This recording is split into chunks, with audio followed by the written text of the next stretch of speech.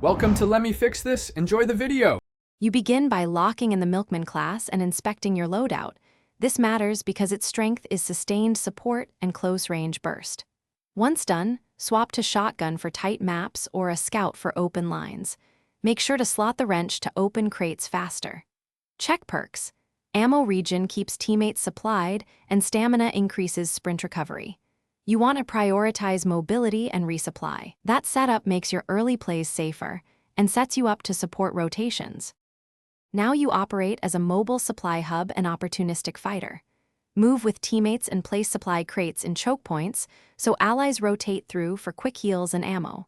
Once done, use brief shotgun bursts at close range. This conserves special ammo for clutch scenarios. Make sure to deny enemy scavenges by timing crate drops when they are pressured. Communicate via pings so allies know your resupply window. That coordination multiplies the Milkman's value and shifts objective control to your side. In the final phase, you commit to revives and full ammo dumps to enable one decisive push. Move carefully. Give 1/2 to your crates first to extend resources, then commit to a full resupply right before the objective run. If you can't reach allies, call for them and hold a defensive angle while supplying. Troubleshooting. If Milkman abilities misbehave, re-equip the class and relog.